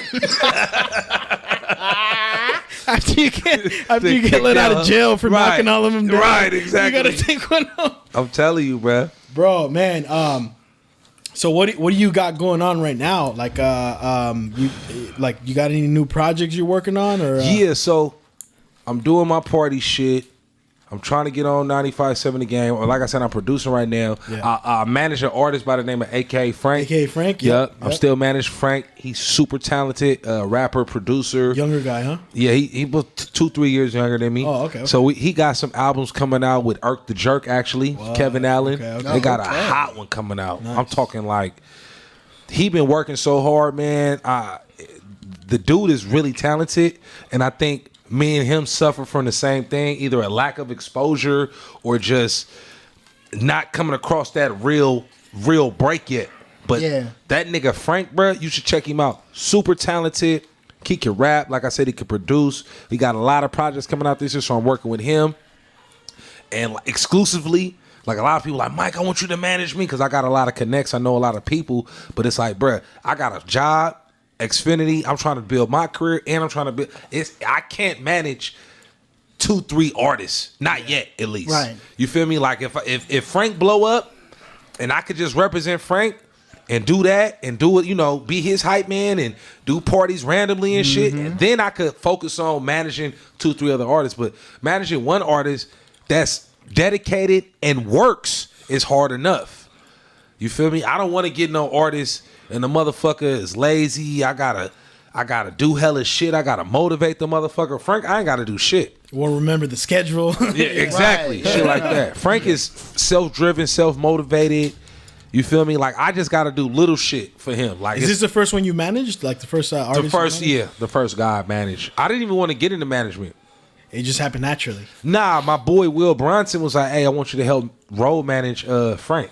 You did kind of with Quinn. Yeah. And then I kind of like me and Frank just got hella cool, and I was just like basically like his road manager up until like maybe like last year, and then he was like, "Bro, I want you to be my main manager." So I just kind of like took over. Yeah. And you say you don't want to pick up anybody else right now? I mean, because I'm just saying it's not fair to the artists. Yeah. You know what I'm saying? Like, you got to give them attention, and you have to, not to say cater to them, but like when you a manager, you work for the artist. Yep.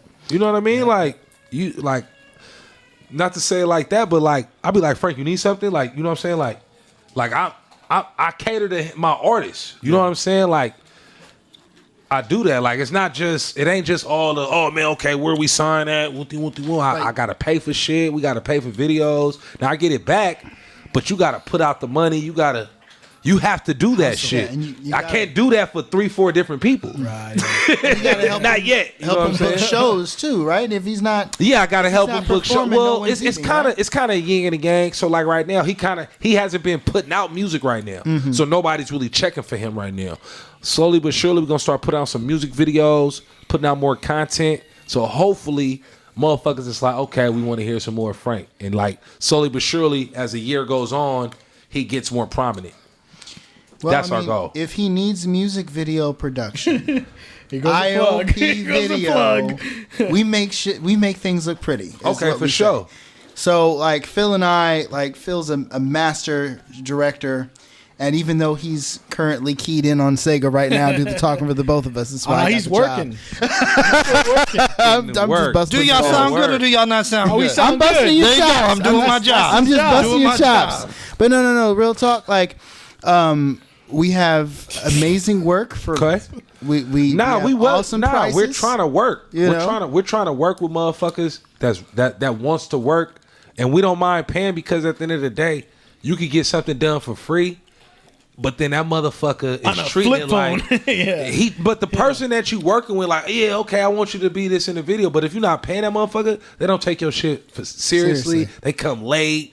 Motherfucker maybe won't even show up the day of, and you got the video, and you're like, bro, I thought you was coming. Oh, bro, it's either free work or a barbecue. Plus this move, yeah. You feel me? Because you wasn't paying me, so I had to. You know what I'm saying? But when you put it in stone, okay, man, let's work. Let's really network. You know what I'm saying? A lot of times motherfuckers think network is just talking to each other. That it starts that way, but to really network is where I'm doing something for you, you doing something for me, and vice versa. Where we looking out for each other. You know what I'm saying? Real talk. How hard is it to manage an artist, man? Because if you are not like you know what to do. Like, I mean, you know what I'm saying? I mean, I learn every day. You learn every day? Yeah, because it's like because it's like managing. It's a lot to do, bro. Like, it's like, for example, like, he's a producer too, and we have a team of producers. So it's like I got 5 other producers. It's called Hey, I Made This Beat. That's the production team. They've done tracks for Clyde Carson, Jay Stalin, Cool John, I Am Sue, Filthy Rich. List goes on. A lot of Bay Area motherfuckers. Yeah. So like, it just doesn't stop. Like, it's so many things you could do to help your artist that isn't involved in him selling a record. For example, I got 5 producers. Like, they can use beats on sport video games. You know what I'm saying? Like, I could get placements there. Like, I could say, Frank, won't you try to make a song for this? Like, with what's that P-Lo song? I Love My Squad. Like, that wasn't that like on a game like 3-4 years ago? Yeah. And he's still performing off that song because it was one of the most popular songs on the game. You know what I'm saying? So like little shit like that doesn't involve a consumer buying your record. Right. You know what I'm saying? Yeah. Just putting it out there for him. So like that's little shit I'm trying to refine and get better at. And trying to figure out, okay, who do I talk to? Exactly. Yeah. Song could be EA Games, could be in a movie. Yeah. Exactly. And that's where the money, if you heard Mike Marshall, he was talking about that I Got 5 on it. Oh, yeah? When he dropped that song. He was like, well, I think he told a story where he hadn't gotten no royalties for like 10 years. And it was like he had like the company owed him basically like 20 bands, $20,000. Ooh, yeah. But like he was saying basically when you do the movies, it's like so much more to that residual money. Like when Us came out, Like when Us came out and they were using the I Got 5 on its own. That's big for the Bay Area. That was big. That's what I'm saying. The Loonies and him. Just from the spins and people playing it, wanting to hear it again, all the shit. They did remixes to that song too when that dropped. There was like a brand new version that came out for I Got 5 on it. Hella people remix that song. Yeah, but when the movie came out, there was like I can't remember who was all on that track, but they made it their business to update I Got 5 on it. I bet. So that's the goal, man. You got to write it. I Got 5 on it with AKA Frank. I know, right? Put it on movies. I know, for real. Be set. Now 20 years perform that song. He good. Damn. All around the world, the Loonies perform that shit to this day. You ever work with the Loonies? I worked with. 'Cause you work with almost every Bay Area rapper. I worked with a lot, man. Yeah. I'm not gonna lie. Like I worked with Quinn. I worked with Mess. I worked with Jacka. I worked. Rest in peace to the Jack. I worked with. PK that managed the Jacka. Yeah. I get a lot of game from PK. I worked with Burner.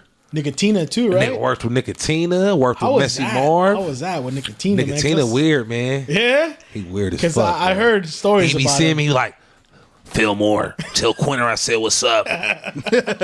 Nikki is sick, bud. Nikki be high as fuck. That motherfucker, that nigga has real sweatsuits. Oh, like he got a suit, right? But it got elastic, like in the waist area. Yeah, and they'll have a towel, and the material is not like a slack suit; it's like a sweatsuit. Material, but it's all neat and patterned. I mean, not patterned, but ironed up and shit, tailored up. Yep.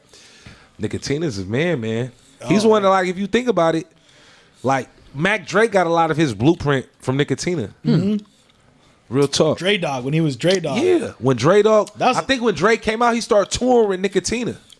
And Nicotina, this is why Nicotina's sick to me. Because a white guy could be 45. White people know his music from age like 45, 50 maybe now, because he's been out almost 20, 30 years. Yep. To about 12-year-old kids know Nicotina music. Yeah, that's true. A lot of artists can't say that, especially independent that ain't never had a song on the radio. And he tours. So from the independent standpoint, you got like Nicotina, Tech Nine. That's the blueprint to me. You know what I'm saying? Like you want to be like Nicotina, you want to be a Tech Nine because it's merch.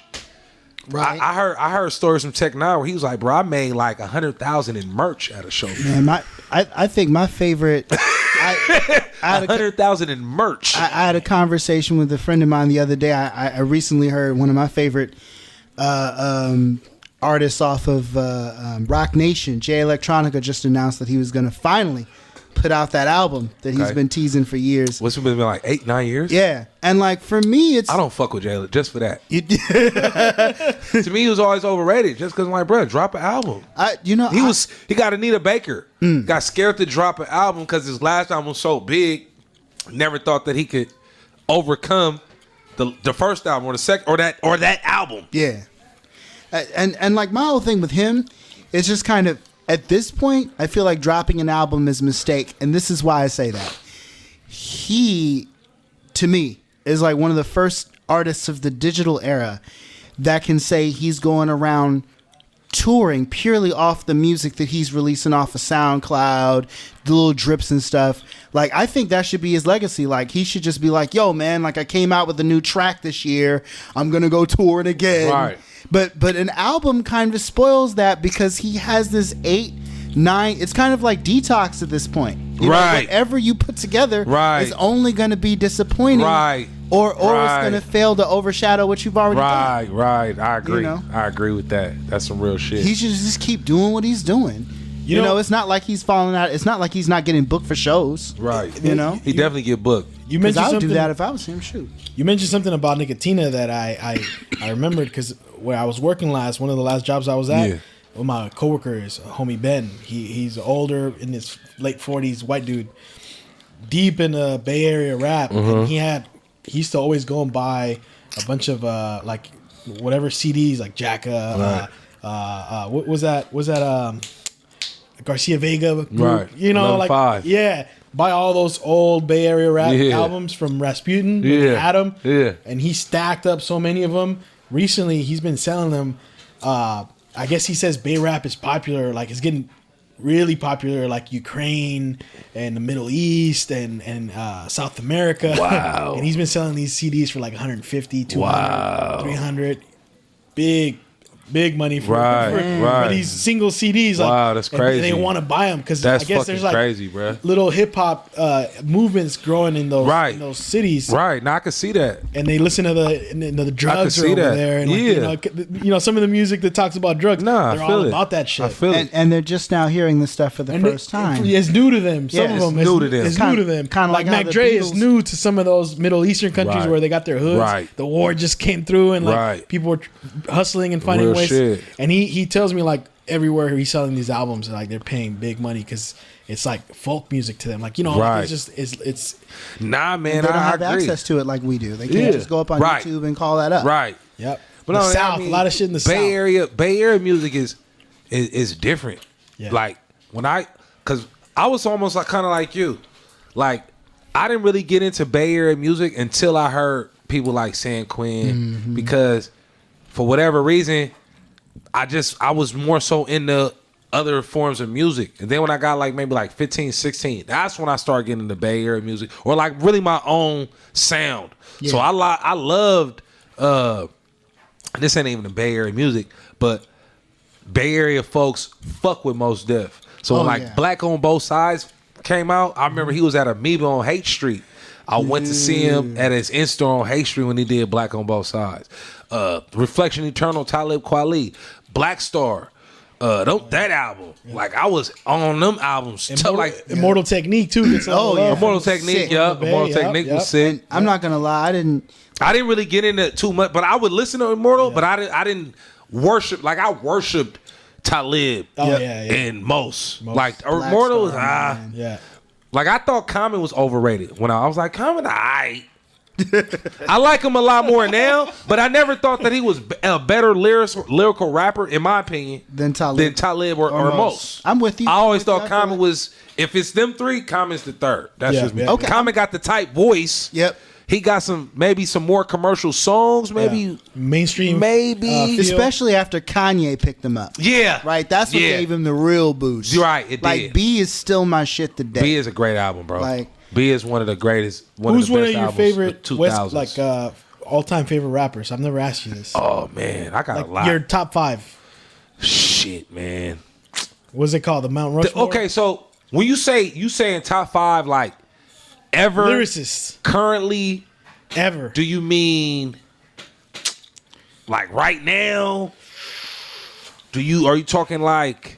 Is You one, talking about ever? there's got to be one that stands out for you no matter what. Lyricists? Like of all time. Yeah, of all time, there's got to be one. Like I mean, I got more so favorites. Yeah. yeah, Yeah. all right. Probably so. Like favorite from the era, I or like Corrupt. Corrupt. I was a huge Corrupt What? fan. Okay. Corrupt is dope. Corrupt. yes. I was a huge Corrupt fan. Okay. Lyricists. Black Thought. Oh my gosh. Yeah. Black Thought's pretty tight on some lyricist Yeah. shit. 3000. Oh, Andre Andre. 3000. 3000. Yep.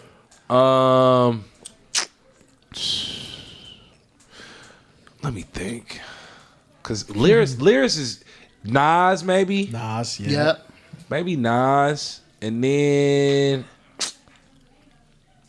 I would say like maybe like a Wu-Tang nigga. Probably Like like a Ghostface? Raekwon or Ghostface. Yeah, Something Ghostface like was my favorite. But Ghostface Ghostface, he not really a lyricist. He's more of a picture. Like he'll like vividly Yeah. create the picture. Metaphors. Raekwon and GZA are more of the lyricists. Yeah. But all those guys can. lyricist, All them though. guys. But All yeah, guys can them spit. is probably Now- up there. Now I noticed we've been talking about Bay Area hip hop. None of us have mentioned the hieroglyphics. Oh yeah. That's true. I wasn't too Souls much. of They Mischief? was too young. I was like 5 when they came out. 6 Really? when they had. I was like 6 or 7. Yeah, So I like was- I was never young, really too. got into them. Like I respected their movement. Now that's another independent. That's a group, not Yeah. a single artist, but their independent track record speaks for itself. Oh yes. they're the like hieroglyphics? they're like the independent act to be like. Why Like, is that? They just started hella shit like back in the day. They created their own website. So they started selling CDs straight to consumers before anybody. They were communicating creating chat rooms, social networks before anybody. I mean, they didn't call it a social network then, but they had their website. They had a forum for their website.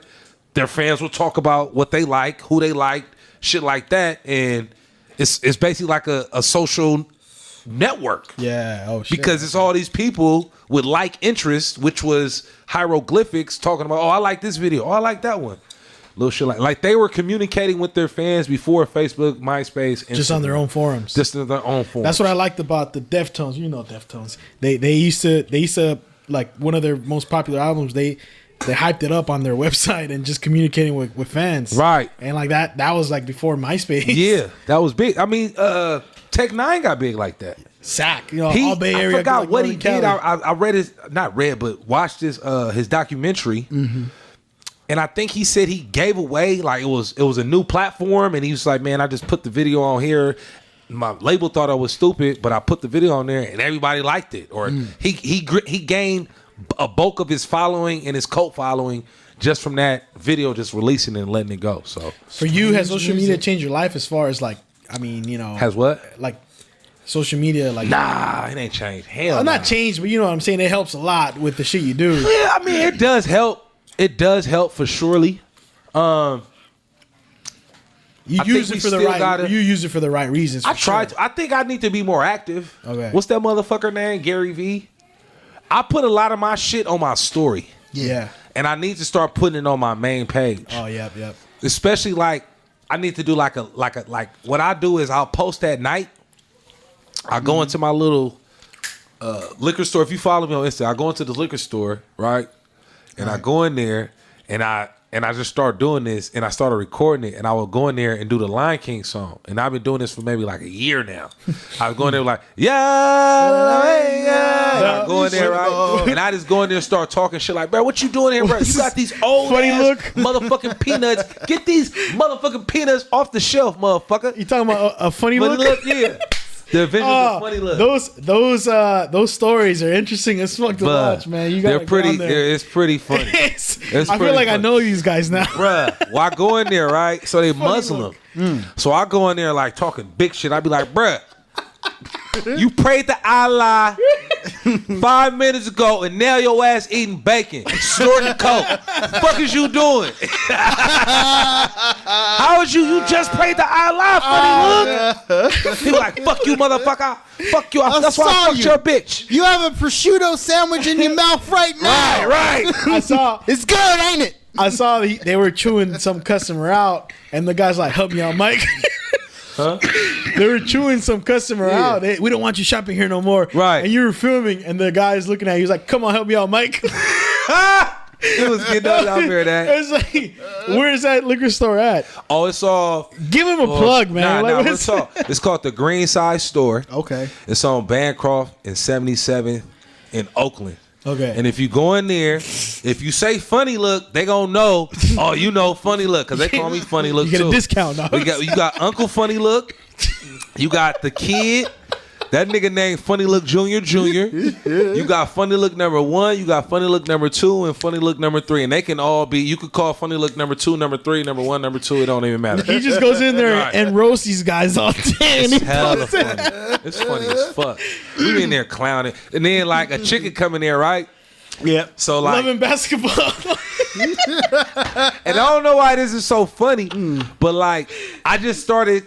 Like I was watching Loving Basketball or Loving Hip Hop one night, Loving hip hop. and then a chick came in the store, and like whatever she's wearing or whatever, you know, she may look a certain way, or she may look like she's from Frisco. I might be like Loving Hip Hop Frisco or Loving Hip Hop San Leandro, but what, like it all depends. You kind of gotta see it to get it, Yeah. because it's like. When I'm saying it to you now, like, oh, okay, I don't really see it. But when I'm near, yeah. and I'm like, and a bitch might have on like all green or something like that. I'm like, oh, look at Loving Hip Hop, Dookie color sweatpant or something, you know, something goofy as well. Clever but goofy. Yeah. It ain't hella obvious, but it's like, oh, okay, I got you. So Yeah, but I love that shit. Man, if you follow him on social media, that's one of the things to watch out for. I be on there like when I'm looking, I'm sitting in the toilet, like, let's see what Funny looks up to today. Now, here's a question for some of our Bay Area listeners, probably for some of our ladies out there listening. So, if they did a Love and Hip Hop Bay Area, with 4 people who may be on it, like if they were to cast, who shit, do that's you a think? great question. That's a great fucking question. Thank you. Let's see. G-Eazy. Oh yeah, He's popular right now. He's Good old young. Gerald. He's white. That'll help. Yeah. Right?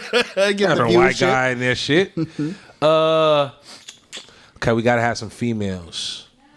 Who would be a good female? Can't use Keisha Cole, because she's not even here in the Bay. Not anymore. Kamaya, maybe? Okay. Maybe Kamaya. I can see that. And then they use a lot of like random motherfuckers on Love and Hip Hop. Like a motherfucker would be on there and they not even like a part of like music. So let's see. Who would that be? I gotta come back. But okay. We got right. Jeezy, we got Kamaya. Okay. Not Fabby? Who? Fab? Mr. Fab. Fabby, that's a good one. Fabby. Okay. Fabby, yeah, I'm Fabby with would that. be on there. Fab would be on there. Someone from different cities, right? We're doing Yeah, that's right. Yeah, that's right. Because Jeezy and Kamaya counted from the same Berkeley, Oakland. Yeah, they probably. That's your boy too, right, Fab? I fuck with Fab tough. That's my Who guy. you know from Richmond? Huh? Women or men? Women and men. You know women and I'm men trying from to. Richmond? Who do I know? I Yeah. think if they were to be in that show. Shit, you got to put from Richmond. Ooh, that's a good one. Is it? I am Sue. You could put Sue. Cool John is pretty interesting. I'm trying to get I am Sue on the show. Cool John is Plain interesting. Jane. Plain Jane is tight. Okay. Yeah. Plain Jane. Cool John. Uh, Cool John option. Let me think, man. Let me think of a girl. Who would we put on the show? Are you familiar with Heaven Marina? Heaven Marina. She's like a dancer. You know her? Oh. She kind of look like her. They kind of look similar. Oh, what's that girl? There's a rapper. She's Hyphy girl. she's like a hyphy chick. She's kind of young. She lesbian. So Heaven Marina. There's this rapper who Free put out. spirit. Oh, we don't say lesbian no more. No, we say free spirit. That's what we say. Yeah. If you were to tell her lesbian, she'll be like, I told her that. maybe on a I was like, nah, because what maybe on happens. a Monday. Nah, but look, what happened? I seen her last night, and I told her that, and I was like, she didn't say nothing, but because I think she didn't say nothing because of the context, because hella niggas would get at me, right? Like, bro, who is that? Like, I'm trying to, bro, hook me up with her, bro. She bad. I'm like, bro, you ain't seen her page? Like, she got a fucking rainbow on her page, bro. I think she's a lesbian, bro. Like, I don't think you got a shot, my nigga. So I told her that last night. She was like, oh, yeah, for real? They be tripping. Everybody be at me. I'm like, bro, she dressed. She has a nice ass. You know, she's cute face. So everybody on her, everybody named mama. She gets like 300-400 comments every time she posts a picture, bro. It's crazy. What? So that's why I said her. I stepped for a minute again, man, because my bladder is off. Yeah, the doo-doo. Oh, no. This is. Got you. I was going to ask you. That's how you sound right before you dookie? Yeah. Like when it come out, you be like, no, I didn't dookie. I didn't dookie because I don't have anyone to make eye contact in there with. you ain't shit. No, fucker. what I was going to ask you is the Super Bowl, man. You're a Niner fan, right? Yeah, man. That hurt. Oh, dude. That hurt like fuck. That's why I haven't been asking you about sports. But I love feel sports. like I know you're the sports guy. We so can talk about that. Let's talk about that. Yeah. It just hurt because you never know when your fucking team's going to get back in the Super Bowl. You feel me? Was that? You never know when your team going to get back in the Super Bowl. You never know when your team is going to get back in the Super Bowl. Oh, yeah. Let me hit that one time. I'm sorry. That's my homegirl. I don't know if you introduced Myra Diane. California. Oh, she from where? From Richmond. So Richmond. Okay. You a thug. In a positive. But that thug life. Yeah. So the Super Bowl That hurt. that hurt. Man. It hurt because Was the last time since when Kaepernick was quarterback in like 2014? I thought we was gonna win that one. 2013. Yeah. I thought we was coming back. We was gonna win that one. So to lose 2 in a row, it hurts. But it more so hurts because it's like, damn, you get all the way there. No candlestick no more. I don't give a fuck about You don't that. I care about that. I care about that because I wanted them, of course, to stay in San Francisco. yeah. But I'm not one of them fans that's like, well, they left San Francisco, fuck the Niners. I'm like, bro, they could have left. They could have left. State. They could have left the state. And they probably wouldn't have, but they could have went anywhere. Yeah, you know what I'm saying? Anything can happen. You know what I'm saying? So I'm thankful that they're still here. They still represent San Francisco. I would have liked the money being generated while the Niners are playing to be in San Francisco, even though I'm not from there, rather than Santa Clara. But hey, it is what it is. But I'm just mad that the Niners lost because you never know when you can get back to the Super Bowl. It's not like a guarantee. Oh, yeah. Just because they have a good young team that they're going to go back to the Super Bowl. So That's true. Somebody from the Bay went. Yeah, somebody from the championship. Yeah. Positives. It doesn't look like the Warriors are gonna. I mean, what do you They'll think be about good the Warriors? again. You think they'll make it all the way to the championship? I mean, it's going to be tough, but you got Draymond Green. Yeah. Great defender, smart player, smart basketball IQ. Yeah, he's getting older, but he's still a serviceable, good player, especially with better players around him. Steph Curry. Draymond Green. I get that a lot. When I posted your picture on that you were going to be on the podcast, I first put Draymond Green's going to be on the show. No. I get that a lot. You get that a lot. I get that a lot. Oh my God. No wonder why you got fans out here. I know. I get that a lot. I get that like when I'm at work. Like, you look like a lot of Filipino ladies. You remind me of Draymond. They do this, the finger pointing at you like, oh my God. Right. You just go with it, bro. Nah, hell nah. One time I seen Draymond, I'm like, bro, we got the same daddy, son. His manager was like, where the fuck did he go? Tell dude to come here. He was like, what did you say? I was like, bro, I was just joking, bro. I was just asking. Because I get it a lot that we look alike. I was just saying, he was like, yeah, man, I don't really know my dad, man. That ain't cool. Oh, like, my bad, bro. I didn't like that. He was cool about it, though. It wasn't no big deal. Yeah. It wasn't no big deal. He was cool about it. He was like, yeah, man, you know, that ain't cool, man. You can't be saying that. Yeah, we got the same daddy and shit like that. I mean, what if it was true? Like, I know. Dad with you since you don't got one. Right. Exactly. My dad was probably, your dad was probably with me. We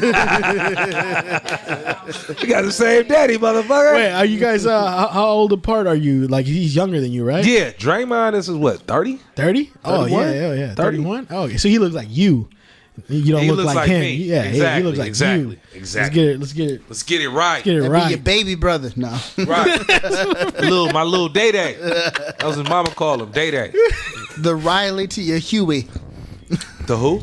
The Riley to your Huey. Boondocks. Oh, yeah, that's right. Hey, back on the stand-up note. Yes, sir. If you do decide to do stand-up, like, love to. who's some of your favorite stand-up comics, man? Bruh, that's a good. Because love you know Mike what Epps. I picture? I be studying comedians, even though I'm not like I look at them and be like, okay, what separates Chris Rock from Dave Chappelle? Oh, yeah. What separates Mike Epps from Patrice O'Neal? Like, I see you like a Patrice O'Neal. You have the potential real? to be a Patrice O'Neal. Wow, that's a mixed with compliment. that dude. What's his name? From who? Which one? Damn, Corey Holcomb. Yeah, I love Corey Corey Holcomb. Holcomb mixed with Good. Patrice O'Neal. That's a good one. That's kind of I how would love see to be there. The energy you got. heard of TK Kirkland? Yeah, He's pretty good too. Oh, yeah, I like yeah, TK yeah, Kirkland. TK Kirkland. He's underrated. One of my all-time favorite like videos to watch is stand-up. What's that? Whenever I'm nervous before a show, like a show that I got coming up that I'm nervous about, I'll watch that. What's his name? Bernie Mac at the Apollo. Okay. When I don't know if you know what I'm talking about, right? We had those jeans that had a painting of him. Yeah. You know the story behind that, right? He did the thing. Yeah. Yeah. You know the story about that show? The Apollo was notorious for people booing you off stage Right. if you fuck up one joke. Boo. Yeah, right. So I guess every comic that night had been booed. And that's why he kept saying, "I'm not scared of you, motherfuckers," because they kept booing everyone else. So he kept saying that, and he was just killing. Right. And his energy, like boom, he just like a fucking wrecking ball. Yeah, he's good, man. Hitting him. He was good. He was good. Yeah, Was Bernie good. Mac, bruh. Killer. He's funny as fuck. You know what else I used to like? It was Sinbad.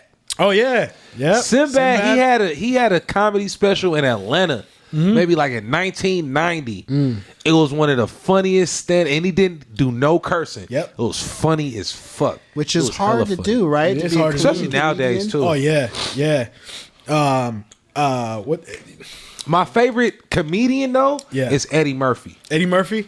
I mean, because he only did what 3-4 stand-ups. Yeah, I mean, we don't know how many stand-ups he done. He But could have done more, He but- could have done more, but yeah, Delirious and Raw is some of the greatest stand-up material of all time, Yeah. of course. But I really admire Eddie for the movies. His first 6, 7, 8, 9, 10 movies. What was the first one after his special that he came out with? Coming to America? Not Coming to America. Nah, right? it was probably 48 Hours or 48 Hours, yeah. Trading Places. Trading Places. Yep. Trading Places. That's one of the ones Trading that That's my Places. favorite one. Yeah. That's like my favorite. Like during Thanksgiving, my family get mad because I turn on Trading Places. Yeah. Every fucking year. Yeah. I love that movie. And Love it. Trading Places does take place before Coming to America because Yeah. the two Wall Street brokers that get screwed over at the end of that Yeah. movie reappear as homeless versions. That's of why Eddie themselves. Murphy's so tight. Like he'll bring little people. They come in together. That come yeah. in together from other movies and shit. I do want, man, this year. And he's I the would- best actor. Oh yeah. Yeah. That's someone mentioned it on some show I was watching. Like the best. It was a podcast I was in. The best stand-up comedian that also got into movies. Like he was the best. He had at both of them because like Shrek. easily. He did real good. Like To all me- these voice acting and acting, and the movies that he did were hits. Right. and his comedy Right. was top notch. Right. shit. Right. Like Pryor was good at stand up. Right. his movies were good, but Right. stand up was Right. shit. Right. I mean, I had to do some deep praying to forgive Pryor for Superman 3, but Okay. This someone I want to bring on the show. He's a friend of mine. Okay. He wrote one of Pryor's last movies. Oh shit. Yeah, he's in Oakland. Okay. Cecil Brown. Okay. And this dude, man, like when I went to perform at his, I went to go help him with his Comcast. Right.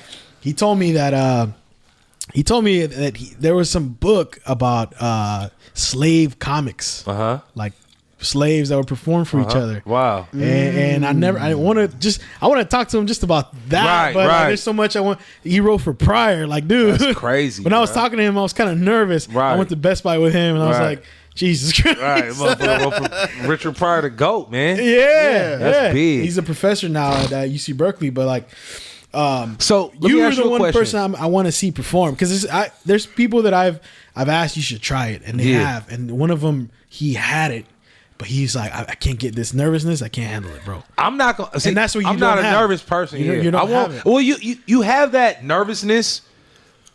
It's like it's always there. It's like when It's you your play best a friend. sport. Yeah. It's like you gonna be nervous if you give a fuck about something before you do it. So you're gonna be nervous. The day you're not but nervous, like, you fuck up. Yeah. To get the gab. I just like being on stage and performing for people, even though I'm not like a rapper or a singer. Yeah. I feel like hosting is within itself a performance. Oh, for sure. Like I watch like Ryan Seacrest. I watch Mike. What's the dude that do the boxing matches? Oh, Michael Buffer. Michael Buffer. Oh, yeah. Like I wanted to do some hood shit. Michael Buffer shit. You know who before. did really good at that? Who? When I saw him at a boxing match, Nick Cannon. He did it for Andre Ward and Chad Dawson's fight in Oakland. For real? He did a good job? He was good. I remember I That's talent, man. yelled at him something because I was drunk and I was fourth row. I was like, Nick, and then he's like, what's up, baby? Like and I was like, where's Mariah? Hey, I'm not gonna lie. You ain't shit. Nick Cannon, I've known since he was on Nickelodeon that even though Nick Cannon cannot out-rap Eminem in a battle, no matter how hard he he's tries, talented, man. Right. he can host the hell out of something. Yeah, he's talented. Yeah.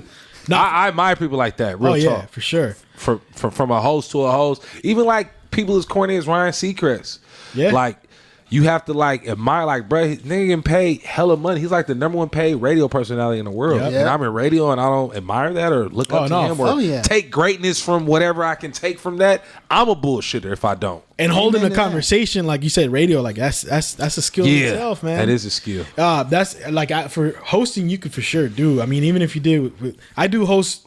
I told Hannibal Thompson that I was like, bro, let me like host. Let me just host. I don't want to be like a comedian. Let me just host, get the feel for it, and see how I do, man. And my buddy that started me in stand up, Johan, he's the one that told me you should try it. Right. He's like, try doing just a hosting I hosted a show. He's like, just host. He's like, there's no pressure to be funny, and if you're funny, fuck it, that's good. That's even better. And also, like, if the only job you really have is if somebody bombs, you got to bring it back up in between the comics. Right. I mean, that's all you really got to do. I think you could for sure do that, but I could see you hella doing. I love you for that, blood. Love you for that. It's in you, man. And it'd be like a disservice to the universe if you don't fucking do it. I gotta do it now. See, you gotta put the pressure on me. Yup. I gotta do it. So we're calling it right now. So next show that I'm hosting, one of my next shows, Filmore Mike is gonna be performing. You're a host. If I could co-host, I'm gonna put you on. Okay, I'll try it. I'll try it, man. Yeah, I'm gonna put you on. I ain't gonna be no bitch. I'm the host. Okay, I'll put you on. Okay. It's like that San Quinn album. To quote it, "Pressure makes diamonds." That's right. Real shit. That was one of the albums. That was the album I exclusively worked with San Quinn on. Oh, really? Yep. Oh, shit. Was that album? I should have actually, looking back, should have got some credits in there for me. But it's never too late to ask, man. I'm fucking with you. It's good. The world knows now. You hear what my boy's selling them for? Those Bay Area albums. I know, right? Hey, $150, $300 for a CD. I'm going down to the Ukraine tomorrow with my own mixtape and just here you go. No, dude. He said a lot of people from like the Midwest, the South. I mean, of course, it's other countries too, but like he's selling these albums for hundreds of dollars in like these people little hillbilly towns where they're where like, you can't get the album, you can't get the music, especially like a regional hip hop, like right. Bay hip hop, and they're on it. They're like Spice One. One of the first times I ever witnessed a murder in Richmond. I remember the song that was playing by the dudes that were. I saw these dudes that later on some other days. It's funny, like one of my earliest memories of Bay hip hop. These motherfuckers getting murdered. Well, I saw these dudes. Dudes shooting up another group of dudes in 4th and Evan in Richmond over there by Kaiser. Okay. That's where I grew up. And then later on, I saw those guys driving down the street, and they were listening to "Strap on the Side" by Spice One. And every time I hear that song, I think of those motherfuckers shooting. Like You start trembling and fucking shit. PTSD kicks in. Bro, That's fucked up. Hey, Thank go you, man. to Rasputin's and buy those 50-cent old albums and Yeah. then fly out to the sticks and $150 an album on the come up. For Get Rich or Die Trying? No, I mean buying those albums literally for 50. No, I They know. got them for I know you saw 'em. Oh, I know.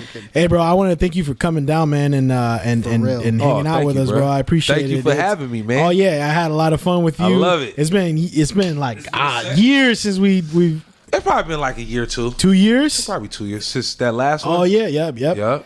But I mean, We but we're be hitting boys. each other on the gram and shit. Yeah, for sure. sure. Yeah. But yeah, man, thank you for coming down and hanging out with us. Where can people find you on social media? Oh, hit me up at Filmore Mike on the social medias. I'm not really on Twitter, but I do be on Instagram. I do be on Facebook. Funny look. Hit me up, man. Those stories are worth Oh yeah, it, man. YouTube, my YouTube shit. I'll be on the I gotta show y'all some YouTube footage when we yeah. get off. But Yeah. I got a YouTube channel. It's called Filmore Mike and the Adventures of Funny Look. So check me out on the YouTube. Get my views up. You feel me? Right on. And I'm finna show y'all some shit right now. Oh yeah. For sure. Right on. All right, man. You got something you want to say? I just want to thank you very much for coming on. love It was nice to have the opportunity to pick your brain. It was a good time. Hey, it's first time you're the first guest ever. We have a live audience. That's what's in up. the room for I gotta so. clap and shit. History, baby. Yeah. Yes. All right. For our side notes. Exactly. All right. That's been the Voice Party. We're out.